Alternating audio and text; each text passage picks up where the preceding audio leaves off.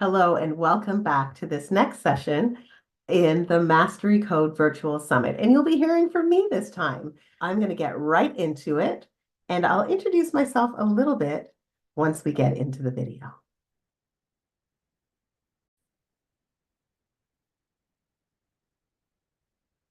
So we're going to talk about anger today and what that looks like. And I've cheekily called this Angry Birds, Strategies for Resolving Anger, because, anger doesn't have to be a heavy, dark subject. So we're going to have some fun with this today. But first, let me tell you a little bit about who I am. Of course, I'm Julie Christiansen. I am the founder of the Mastery Code event, and I am an author, a podcaster, an international speaker, I'm a registered psychotherapist, and I consider myself to be an agent of change. On the personal side, I'm a wife, I'm a mom, I'm a wife of 36 years, a mom of 35 years, a grandma of 4 years, and an auntie, and proud to have such an amazing, beautiful family that I can just pour my love out on. I've learned 3 important things. The first thing is that every problem is at its heart a relationship problem. The second thing is that relationships rise and fall on the quality of their communication. So the first 2 things again, every problem is at its heart a relationship problem. And number 2, relationships rise and fall on the quality of their communications. The third thing that I've come to realize and learn is that people don't have anger problems. They don't have anger problems. They have problems that make them angry. It's a different mindset. And this has become my why, because I want people to understand that they don't have anger management problems. They have problems that they have difficulty resolving. And because they have difficulty resolving those problems, they feel angry about it. But remember, if every problem is at its heart a relationship problem, if we can teach people relationship mastery, we will have, in effect, also taught them how to master their anger. That is my why. So the first question I want to ask is anger something we do, or is it something that we feel? Now, perhaps in your rovings across the internet and your doom scrolling, you may have come across something that looks similar to this by way of the anger iceberg. With the anger iceberg, the way it's typically represented is you'll see an iceberg, you'll see the water line, and you'll see the word anger on the top, like you see here on the left of your screen. You'll see a bunch of other emotions below the surface of the iceberg, or below the surface of the water, with a note that says what you see above the water line is only a glimpse of what lies beneath. So the premise here is that anger is what you see, and then it is secondary to all of the other emotions that lay below the surface.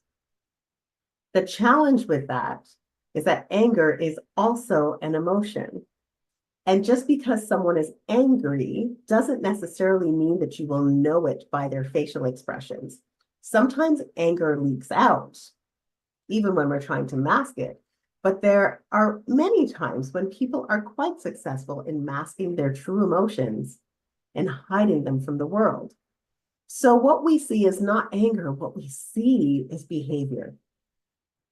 What we see is behavior. So look at the second iceberg, the one on the right of your screen. The iceberg of behavior says what you see above the waterline are the behavioral responses to the emotions that we feel, and all of those emotions are below the surface, including anger, right? Including anger, because anger is in and of itself an emotion. Now, I ascribe to basic emotions theory.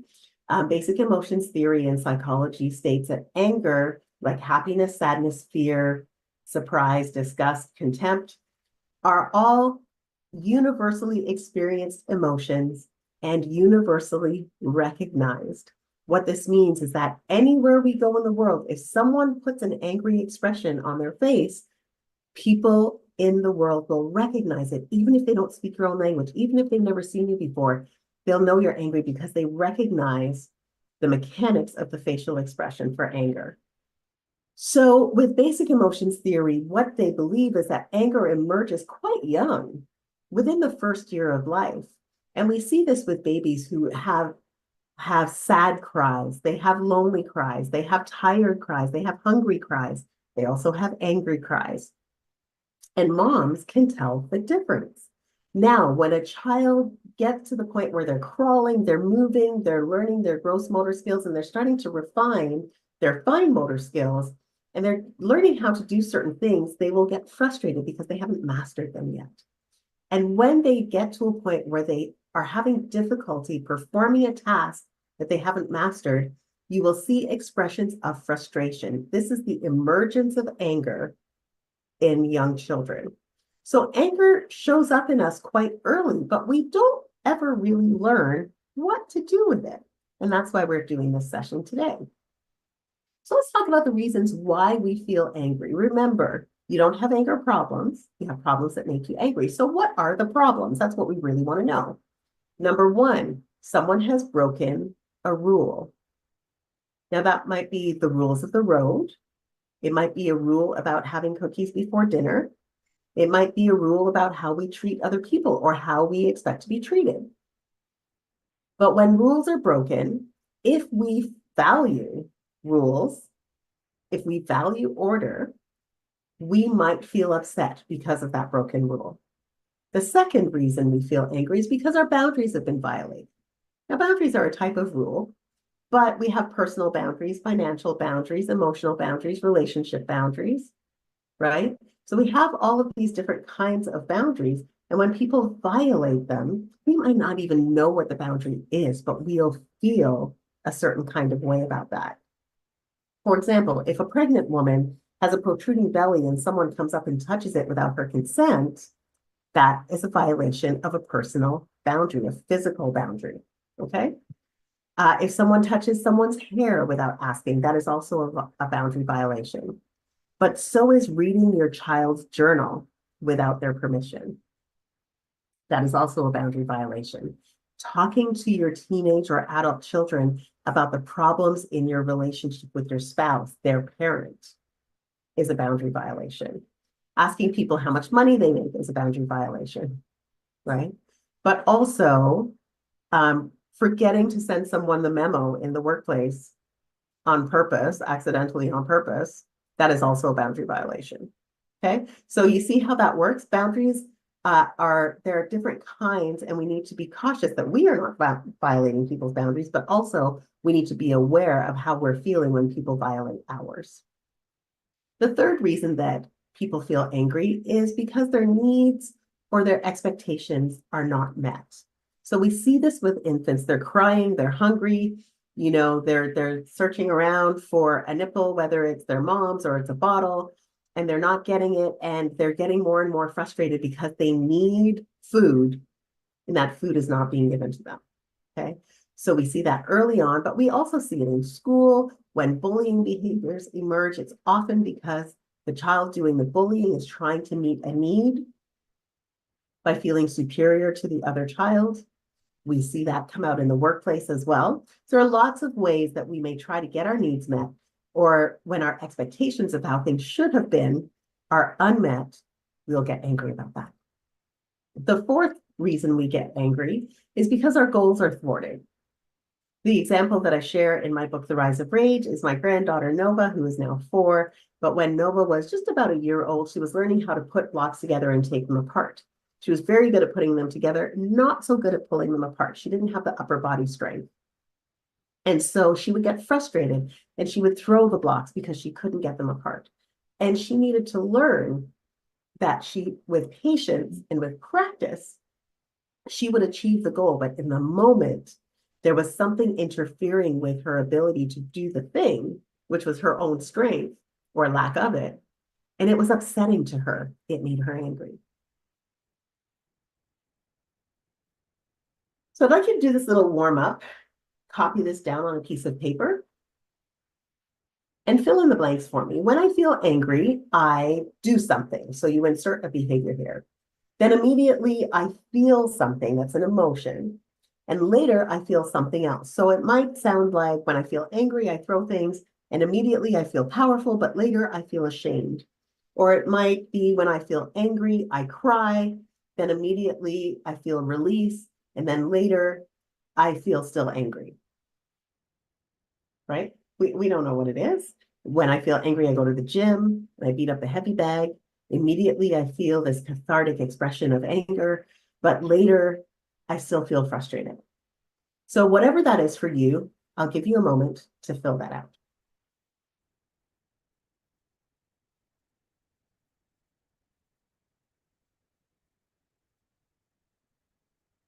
So as you fill in the blanks here, I want you to think about why do I go to that immediate behavior? What is that thing that I chose? Is it yelling? Is it swearing? Is it slamming doors? Is it going to the gym? I go for a run. Do I stop talking? Like what is it? Why do you choose that behavior? And I'll give you a hint. It's because of how you will immediately feel. It's how you will immediately feel. You're trying to fix your feelings. And so what we want to do is we want to learn how do we express our emotions? How do we express our anger and clarify the problem so that we can get the problem solved instead of just trying to fix our feelings? So let's look at this for a moment. I'm sure you have heard the statement, thoughts become things. So let's take a look at this notion here in this chart, which I call the thought matrix. So let's start with the yellow arrow at the top. And let's call this the activating event. Okay, this is the thing that starts this process in motion. Some kind of a stimulus. It could be a stimulus that makes you happy, could be a stimulus that makes you angry, but let's talk about how that happens. So first, the activating event occurs, and then you immediately generate a thought about it, because the thing that humans do almost all the time is try to make meaning of things. And so you're going to generate some thoughts about that and make meaning of it. And the meaning that you assign to that activating event will determine how you feel about it. So our thoughts inform our feelings. Now, here's where it gets dicey. Because if the feeling is one that we believe or perceive to be a negative one, anger, stress, fear, frustration, disappointment, whatever it might be, we don't like the way that feels. And so our automatic response is to try and make that feeling go away. I call this feelings fixing. And so when we try to fix our feelings, what happens is we derail this perfect circle that we see in this chart, and we make choices and we choose actions that will fix the immediate feeling rather than looking at our desired outcome. Okay? So what I want you to think about is just reframing this a little bit. So if we go in a perfect circle, we think something about the event, we feel a certain kind of way, and then we kind of move ahead to the green arrow. What's my desired outcome? What do I want? How do I get what I want? What's the best choice of action I can take in order to get the thing that I want? And then I choose and I behave in a way that is most likely to get me to my desired outcome, instead of just saying, I don't like the way I feel, I need to do something about it. And that something is to punch that person in the face. That will fix the way I feel right now. But if you choose that thing, you will inevitably or invariably achieve a very negative outcome, perhaps getting arrested, getting suspended from school, right? Getting fired from your job, whatever it may be. But the outcome will not be one that you chose. It will be one, well, it will be one that you chose because you chose to punch the person in the face, but it would have been one that you chose unwittingly. So we want you to be conscious of the choices that you're making, understanding that your thoughts inform the feelings, but your outcomes are defined by the choices and the actions that you make. All right, so moving forward, your choices determine your outcomes. Where we typically start is not actually in the top left quadrant. Wrong choice feels bad. It gives you short-term and long-term pain, because why would we do things if it feels bad? Human beings are not like that. We like to take the path of least resistance to things. So where we typically end up is in the top right quadrant, where we're making wrong choices because they feel good. It gives us that short-term gain. That's the quick fix, right? That's the feelings fix. But invariably, our outcomes, our long-term outcomes, will be painful because we didn't think about how our choices would affect things down the road. So we want to move from making the wrong choice that feels good to the right choice that for a while will feel bad. And let me explain why it will feel bad. It will feel bad because it's uncomfortable. It's not like it's going to feel so bad, like it's painful, but it will be uncomfortable because you're moving yourself outside of what you're accustomed to and doing something new. And whenever we make those big changes in our lives, it's uncomfortable for a time, but we want to stick with it. Okay, so we have that short-term pain, that short-term discomfort as we're making the right choices, we're doing the right things. Even though it's uncomfortable, we know that we're going to get better outcomes. That's the long-term gain. Eventually, if you do that enough, what happens is the right choice begins to feel good. Then you have short-term gain and long-term pain. So how do we accomplish that? So this is my process that I call TSA. You might have seen that on the bottom right of the previous screen. Let me just go back to it for a second. Wow, it took me all the way back. Right there on the bottom left, bottom right, I apologize, of your screen. And so the T is where the heavy lifting gets done. T stands for think. We want to think about what's going on. We want to ask ourselves some key questions and process effectively what is going on with this activating event. So the first question we want to ask is, what's happening? What's really going on right now? And what does it mean? Because whatever meaning I assign to it will determine how I feel about it. So what's happening? What does it mean? And how do I feel about it?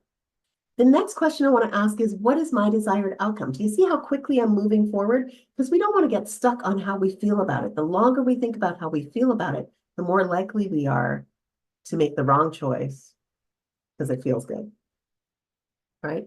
So we want to move forward to making the right choice that feels good so we get a good, positive, short-term and long-term outcome. So what is my desired outcome? How would I like this to turn out? How would I like this problem to be solved? What actions can I take to get that desired outcome? And really important question, what's the best thing? What's the worst thing that can happen if I do any of these things? If I choose any of these options, what's the best thing that can happen? And what's the worst thing that could happen? The next question is, what is the lifetime value of this event? Because listen, if this event has zero lifetime value, if I don't know the person that I'm in altercation with, if I'm never going to see them again, if this has no impact on my life in any way, why am I getting upset about it? Right? Why am I getting upset about it? If someone says to me, go back to Africa, why would I even bother to respond to that? Number one, I'm not from Africa. I'm from Jamaica, right? I probably have more European in me than I have African in me. So that's not even an issue. So why would I bother to get into an altercation with someone who said that? Rather, I would just shrug my shoulders, laugh out loud, and keep on walking, right? Because it has no lifetime value. And only then, once I've thought it through, will I take a plan of action and follow it through. Now, typically, the plan of action, if you are thinking about solving problems rather than fixing your feelings, you would approach the person who can best help you solve the problem. And you would say something to them. So this is the next part of the equation, TSA. So you would say to them, whenever this happens, this is how I feel, right? Whenever I do this, this is the result, and it's upsetting to me. What I'd love to see happen in the future is, and you fill in the blanks, or this is how I had hoped things would go just now, and then you fill that in. And then you share your wants, your needs, your feelings, your thoughts. This is what I would love to see happen. And then the next thing that you're going to do is you're going to ask that person who can best help you solve your problem to help you solve the problem. Your goal here is to invite engagement. We're looking to dialogue around problem solving. You're not going to get focused on the person. You're going to focus on the problem. And the question you want to ask is, what can we do? How can we work together to ensure that this type of problem doesn't occur again? What do you need from me in order to make things in our relationship easier? Here's what I need from you. Now, remember, folks, every problem is at its heart a relationship problem. And so that's why you're asking these specific questions, right? We're not asking questions like, what is wrong with you? Were you dropped on your head when you were a kid? Were you born in a barn? And don't you have any manners? Like, none of those questions will help you solve your problem, right? So focus on the problem, not the person.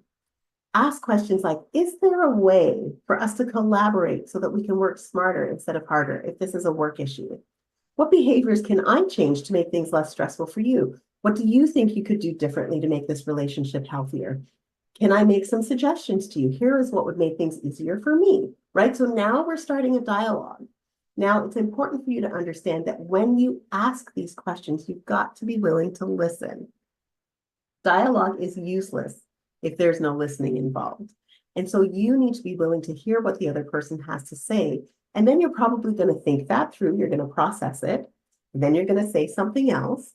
And then you will invite them again to dialogue with you some more. And you will continue that journey of TSA until you reach a point of resolution. So in summary, these are the things you've got to remember. Anger is a basic emotion. Anger is not a disease. It is not a problem. It does not need to be managed. You are not broken. You do not need fixing. Anger is a basic emotion. It is one that every human being feels and experiences. It comes in early in childhood and lasts the lifespan. Okay? So it is a basic emotion. It is something we all experience and something we can all recognize. We feel angry when our rules are broken, our boundaries are violated, our expectations are not met, or our attempts to attain a goal are interfered with or thwarted. Now you got to remember that your thoughts inform your emotions, those inform your choices and actions, and eventually our outcomes. So we have to begin with carefully evaluating our thoughts. And this is why TSA is so important, right? We can't afford to just run through life on autopilot and doing these knee-jerk reactions to things. We've got to process our thoughts consciously so that we choose carefully and we behave in a way that will help us to solve the problems that cause the anger in the first place. The goal should always be to make the right choice that feels good and generates both positive short-term and long-term outcomes. And to calm the angry birds in your head, try these three things. Number one, remember to use TSA. Think it through. Like I said, the heavy lifting is in your thought process. Okay. Remember what I said earlier, thoughts become things. Thoughts become things. So think it through. Make your choices based on your desired outcomes rather than trying to fix your feelings. Focus on solving the problem instead of fixing your feelings or trying to change people. Again, think it through using TSA. Make right choices based on your desired outcomes rather than just trying to fix your feelings. And lastly, focus on the problems instead of the people. My name is Julie Christiansen. I'm an anger and communication expert and author and podcast host, keynote speaker, executive coach, and agent of change. And I know these three things for sure. Every problem at its heart is a relationship problem, and relationships rise and fall on the quality of your communication. And lastly, we do not have anger problems. We have problems that make us angry. If you would like to learn more about what I have to offer, my LinkedIn QR code is here. Please scan that and connect with me on LinkedIn and send me a DM. Please just don't add me and then forget, okay? Send me a DM. Let me know that you saw me here on the Mastery Code Virtual Summit, and let's continue this conversation. If you'd like to connect with me through my books, I have several titles, more than just these four, but these are the four that I thought would be most relevant today. And my new book, The Rise of Rage, is available now. All of them are available that you see here are available on Amazon and through my website. So if you go to leverageu.ca, you can access my bookstore from there. or you can go straight to Amazon and you can make your purchase that way. And lastly, for those of you who do purchase a copy of The Rise of Rage, I am so excited to offer you a 40% discount on my online course, Triggering the Dragon. Now, Triggering the Dragon takes everything that I talked about here in these short few minutes and goes deep. And it offers you case studies and worksheets and exercises, and it's gamified. So you'll get rewarded for every module that you complete. And when you go to Triggering the Dragon, it will walk you through all the aspects of my anger solutions course in a really fun and engaging and storytelling kind of way. And so I'm so excited to offer you a 40% discount on this course. And so you need to show proof of purchase, and then you will get the full code. There's only a portion of this, there's Dragon, and then there are 2 more digits that go along with that. But again, reach out to me on LinkedIn. Let me know that you have purchased Rise of Rage. Show me proof of purchase. We will get you that discount so that you can log in and access Triggering the Dragon at 40% off the retail price. And that's a savings of just about $200. So I'm just going to go back here and then stop the share. And thank you again for being part of the Mastery Code Virtual Summit. I hope that this recording has been helpful for you. I hope that you took lots of notes. And certainly, if you'd like to watch it again, you've got 2 more days in which to do that. And certainly, you can get unrestricted access to all of these videos after today by going back into our registration page.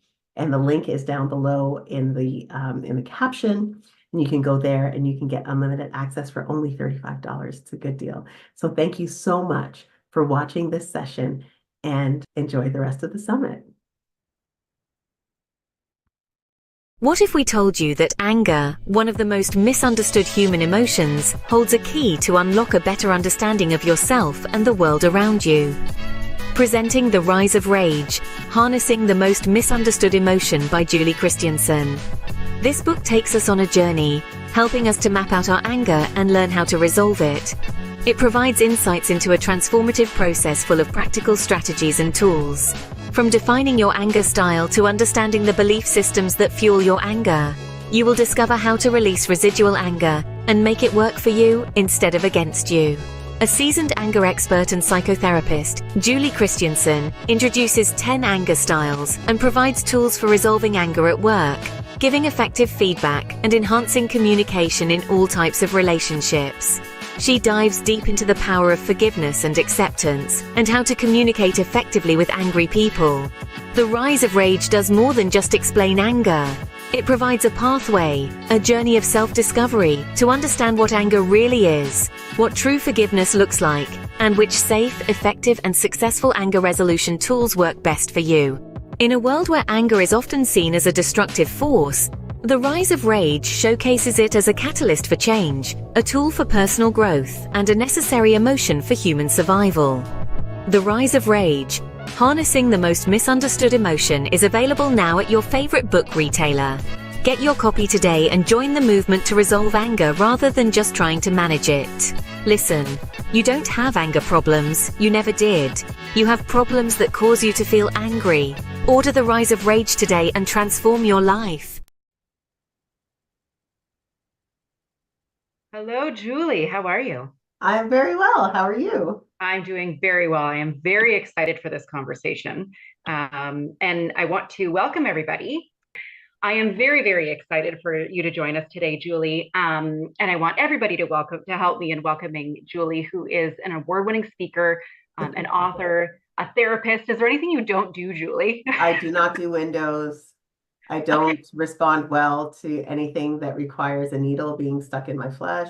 There's all sorts of things. All sorts of things. Okay, perfect. So this is a really interesting topic that we're going to tackle today because Julie, everybody, is an expert in anger and emotional mastery. So we're going to have some fun today, I think.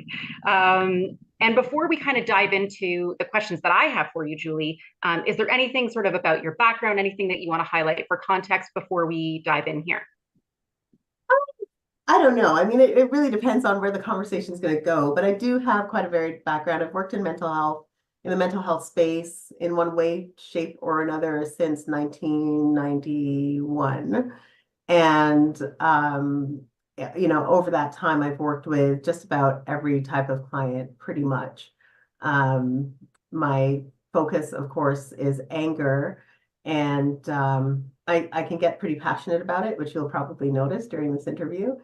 And yeah, I practice in the Niagara region, and my new book, Rise of Rage, is out today. Today is my book birthday, so I'm pretty So pumped and excited about exciting. that. Yeah. Oh, congratulations. I'm really excited Yeah. about all of this. And I think, I mean, there's so much to go on with this particular topic, right? But I think even as it is, if people know now that we're going to be talking about anger, and I'm sure that there are some feelings already that have started to come up from Yes. people. So Yeah. can you sort of let us know in your experience what tends to be the biggest barriers around conversations around anger or even the feeling of anger itself?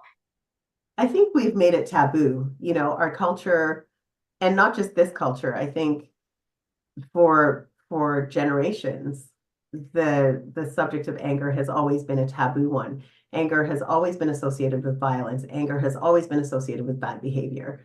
Even in the court system, if someone vandalizes a building, the judge sends them off to anger management instead of sending them to an art class where they can actually learn how to make beautiful graffiti art instead of just tagging buildings because, like it's just everything is, if it's bad, it's anger. Yeah. And I feel like there's something inherently wrong with that because we don't punish people for being afraid and we don't punish them for being happy. We don't punish them for being disgusted, but we punish them for being angry. So I think there is a really like a deep generational misunderstanding of anger, which makes people afraid to acknowledge it, let alone express it. So if they can't acknowledge that they're angry and they don't have healthy outlets for that anger, then how can they ever try to resolve the problems that made them angry in the first place? Yeah. I mean, when you say it like that, it makes complete logical sense. And I think historically, people sort of think of anger as being something that is illogical. And so that's really interesting and something that you noticed. And you actually noted this in your course as well. And by the way, everyone, Julie has a course, and we'll be talking about that in a moment too. But you talk about the difference between your approach is anger solutions rather than anger management, which I Yeah, think is really, really interesting. And you alluded to it already here. Can you talk to us about the difference between those two approaches? sure. The traditional anger management model says that anger is most evident in your behavior. And so what we're really doing is behavior management. We're not, because I gotta slow down for a second. I talk about this so much, I forget that people may not have like the Yeah, back end. So let me just back up a little bit. for sure. Anger is not a behavior. Anger is an emotion. Anger is something that we feel. Behavior is something that we do. So if anger is a basic emotion, just like fear or happiness or sadness or contempt or disgust, then we don't really have that much control over what our physiology or our emotional states are, Mm-hmm. right? Like if someone dies and you loved them dearly, you can't manage your grief, right? You can't manage your sadness. It just is. And anger is very much the same. We cannot manage the fact that we're angry about something, but we can choose how we behave when we're angry about something. So I think it's very important that we have to make that distinction first. But then I think what anger management does, because it is so fixated on the behaviors, it tends to equate, whether intentionally or unintentionally, equates the feeling and the behavior so that people don't know how to disconnect the two. So you think about little kids, when your children are being naughty, they're upset because Sally took my toy and I'm going to hit Sally. We don't say, it's not okay for you to hit Sally, but you're justified in being angry. We don't say that. We just say, stop that right now. Go to your room. Think about what you did. Wow. Oh Right. my gosh. So what Yeah. the child hears is, because children are very concrete, they haven't yet learned how to separate their feelings from their behavior.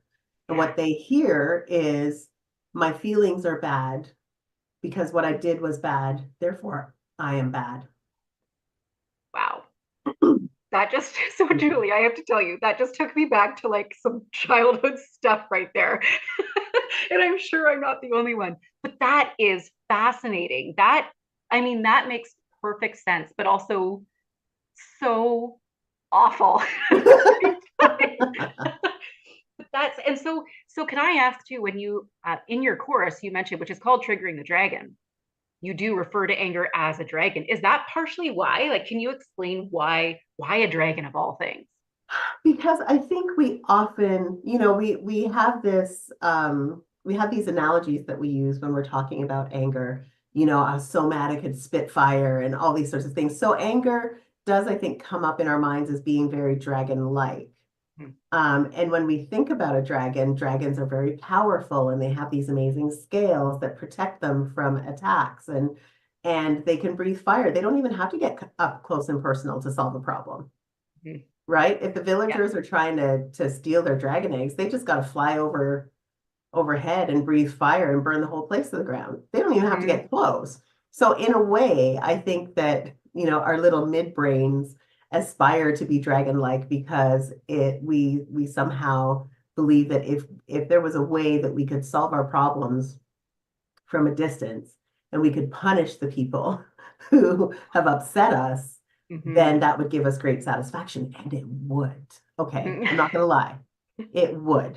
I promise you, there have been times when I have envisioned very elaborate, evil ways to make people pay for the things that they've done to me.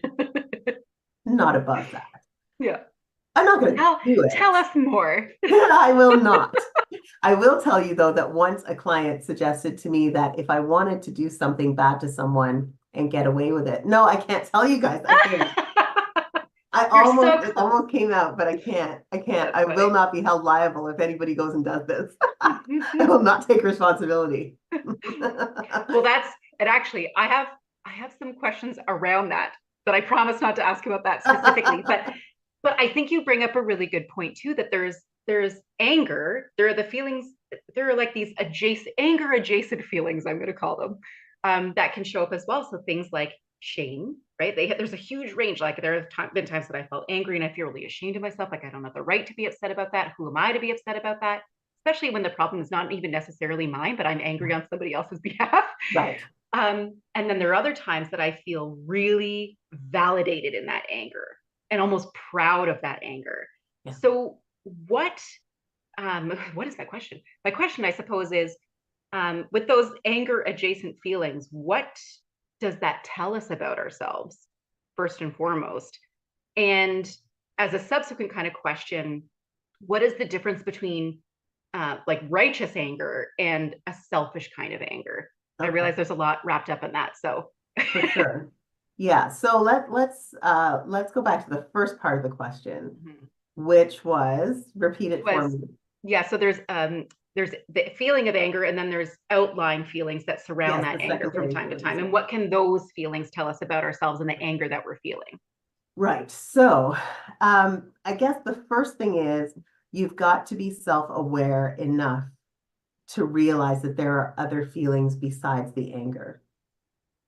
And I don't know if the question is what do those feelings tell us about ourselves as much as they are what do those feelings tell us about the problem we're experiencing? Because Interesting. anger exists to tell us, to inform us that there's a problem that needs solving. So it's either that someone has broken one of your rules or violated one of your boundaries, or your needs or your expectations are not being met, or you're trying to attain a goal and someone's getting in the way of that. So, when you're late for an appointment and you're driving as fast as is legally possible, and you get behind someone who is 4 feet tall and has blue hair, and no offense to the older generation, but you get behind someone who's really, really tiny and they can barely see over the dash and they're going 30 kilometers an hour in an 80 zone and you just want to lose your ever loving mind, it's because they're thwarting your goal. They're not doing it on purpose, Hmm. but they're Yeah. in your way. Yeah. Oh my right? gosh. Yeah. And Yeah, so absolutely. anger exists to show us that there's a problem that needs solving. And what we've done as human beings, because we are so enlightened and we're Oh, yes. so evolved and we are so civilized, I hope you can hear the sarcasm in that. But what we've done is we've made anger resolution all about making the feeling go away instead of solving the problem. And so this is the problem with anger management. If I could just go on a little tangent here for a Yeah, sec. yeah. Traditional anger management is about fixing the feelings. Let's make this feeling go away.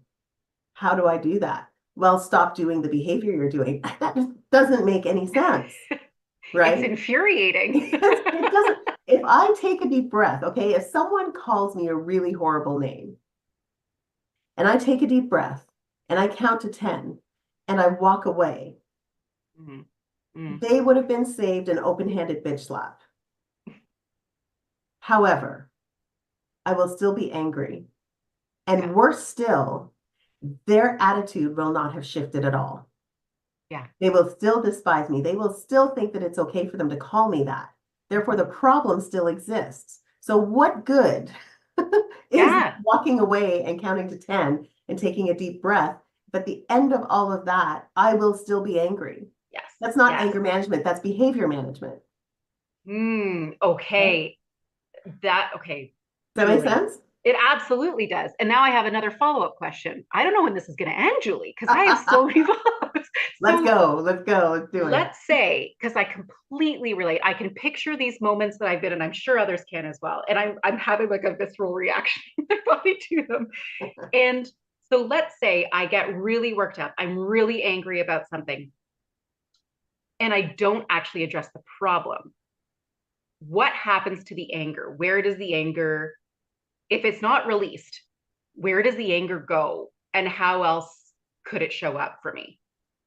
You know that saying that our chain is only as strong as its weakest link? Mm-hmm. Mm-hmm. So the energy will find the weakest link. That's where it's going to find you. So if you carry your emotions in your neck and your shoulders, that's where you'll feel it. If you carry your emotions in your abdomen and your stomach, you're gonna, so, a lot of people get migraines because they're tense around the jaw. And, like when we say things like, I had to eat my words, I had to bite down on my anger, we are literally doing that to ourselves, right? We're biting down. We feel a lot of pain in the throat. A lot of people end up with, this sort of constant need to clear their throat. It's constant because it's there, right? Yeah. They're literally choking on it. Hmm. For people who carry their anger and their emotions in their stomach, we have nervous stomach, we have ulcers, we have spastic colon, we have Crohn's, we have colitis. Yeah. If we clamp that energy down even further, we may find ourselves dealing with high blood pressure, diabetes, high cholesterol, right? Yeah. Migraines, insomnia, certain types of cancers, all connected to the energy that we're holding on to in our bodies. So I call these the diseases of holding on. When you hold on to that energy, it has to go somewhere. Energy is not static. Well, I mean, you can't have static energy, but what happens when you engage with static? Mm. Very Yeah. painful, Yeah. right? So even if the energy is static, if it's just resting in your body, it's still doing something. And when you engage with it, right? So it's going to impact your body in negative ways. Or you can just have a conversation and just say, hey, I didn't like what happened just now. That's a problem. Can we talk about it? And it can be as simple as that. It can be as simple as that. Yeah. Beautiful. Wow. This is this is very interesting. And now I'm starting to clear my throat. What does it mean, Julie? Sorry, What does I'm it sorry. mean? Get a drink of water real quick. um, so there's so much in this, of course, right? And of course now people will have access to your book, and they have access to your course as well, Triggering the Dragon through the Balance Wellness Center, which is such a phenomenal way of being able to understand various types of conversations and concepts around anger. And I'll tell you already, I have no problem saying I have found it particularly helpful in going through a number of things because um, I am a what Julie would call a controlled blaster, where I bottle things up for a while and then there's some sort of impetus and it just comes out. Um, and I'm really curious too because I sense that there's so much, and certainly you would know more about this than I do, Julie, but there's so many things that people get worked up with about whether it's situational anger. Oh, that was another thing, actually. I kind of mentioned it and then I forgot to follow up on it. The difference between righteous anger and selfish anger. Can you just touch on that briefly? Because it provides some context for what I'm about to say, which Sure. I also learned through your course. Yeah, so righteous anger, I think, is where we are concerned for the what's the word that I'm looking for? Like the We're greater good? concerned for the impact of whatever is happening, whatever the stimulus is Okay. on the greater good, right? It's Mhm. selfish anger is really just about me. Mhm. It's just about me. Yeah. I didn't like the way you looked at me. I didn't like the way you talked to me. I think that you should have done this for me or said this to me. You know, it's all me, me, me, me, me, me, me.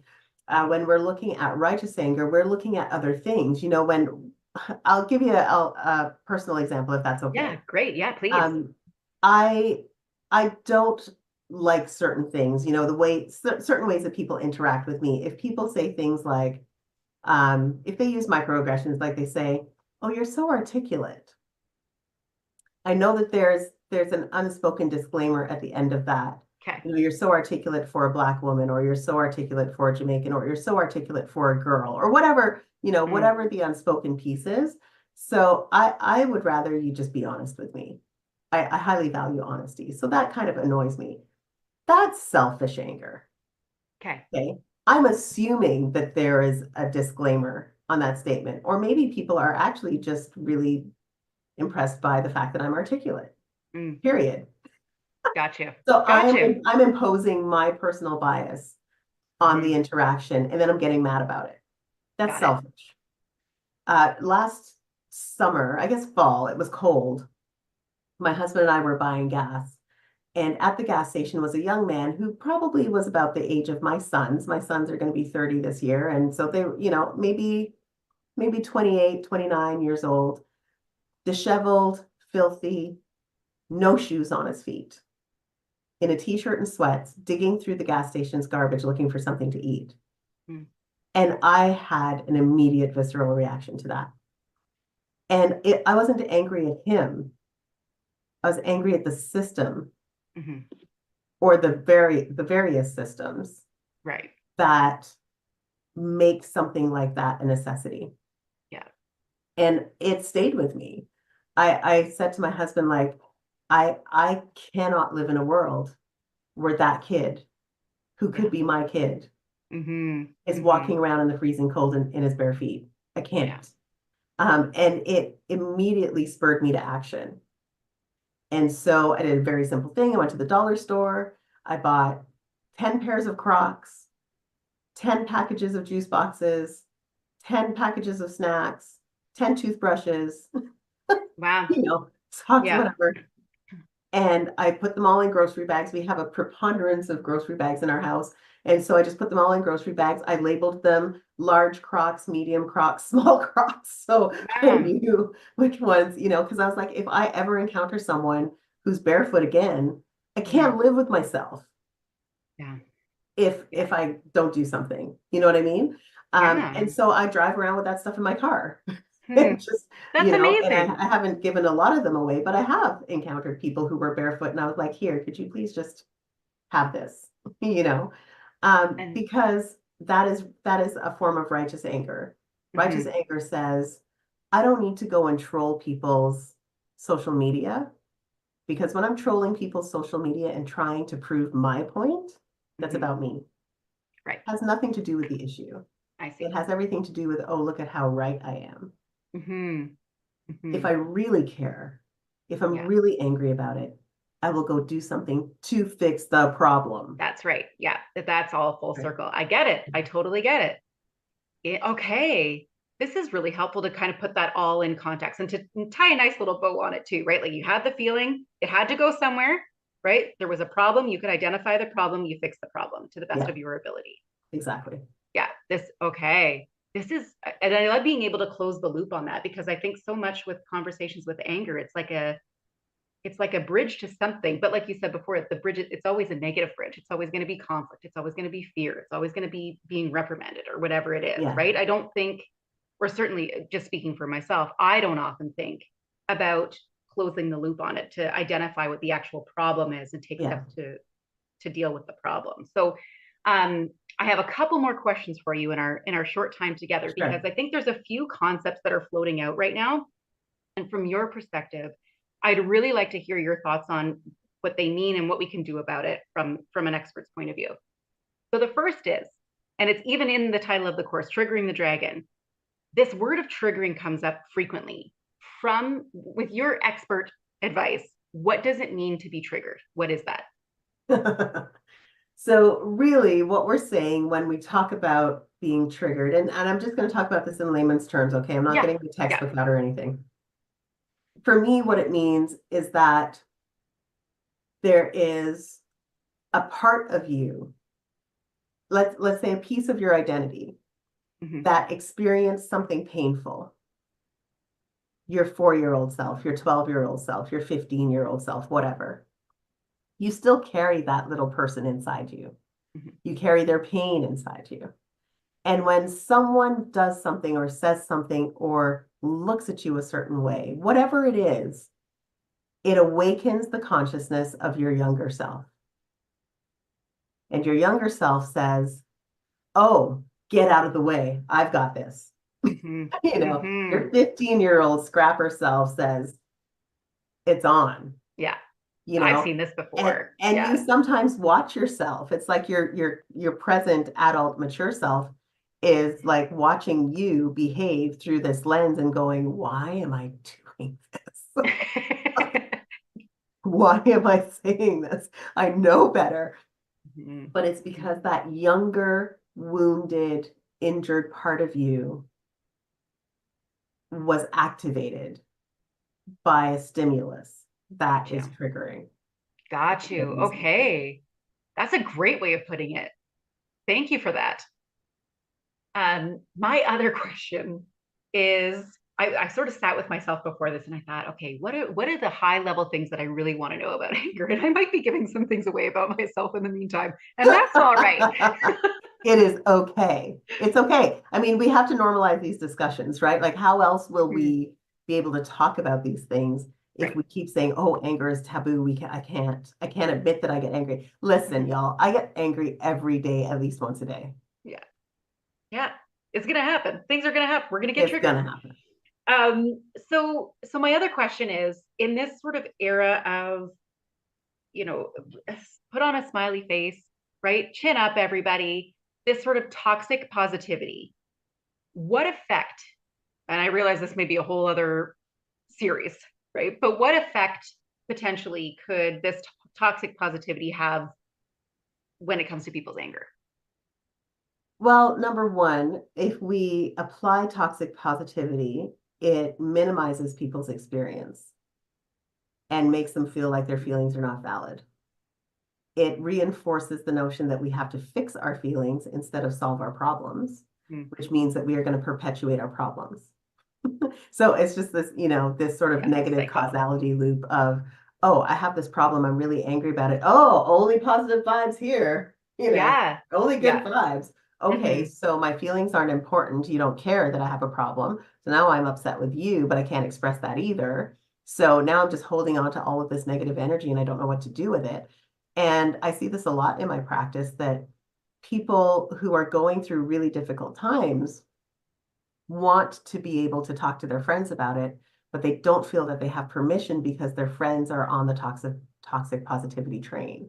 Ooh. And so their friends will say, well, why didn't you tell me you were going through something? It's like, how am I supposed to tell you? You don't want to hear about anything negative, Oh my gosh, right? thank you for bringing that up. Yeah, yeah. I feel like a lot of people can relate to something like that, right? And the the feelings that they have around those adjacent feelings, right? Of Yes. shame, and I don't want to bother people with it. I don't want to be a burden, and what I feel is not normal. Absolutely. Yeah, so it's Yeah. a struggle. And so what we're actually doing is we're perpetuating the problem instead of solving it, because everybody is on this bandwagon of fix your feelings. No, sweetheart, don't fix your feelings. Here's a little Mhm. secret, okay? I can Mhm. I can sum this up for you in like this next sentence.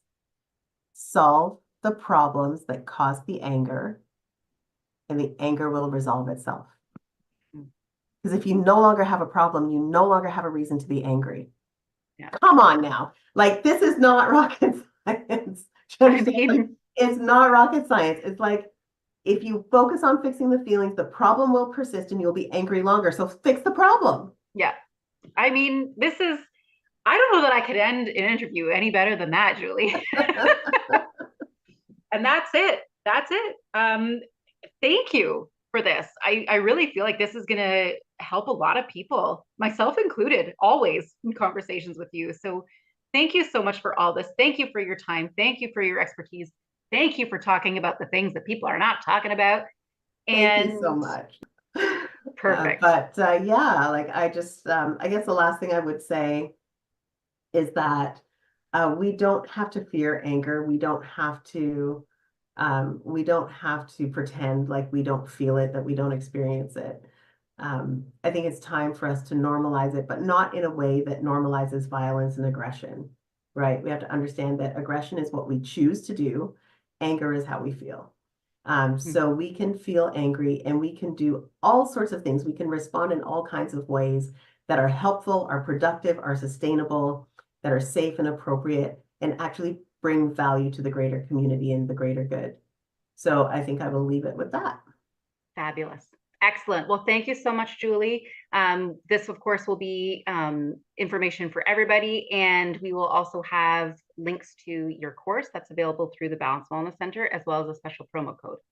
So keep an Excellent. eye out open for that.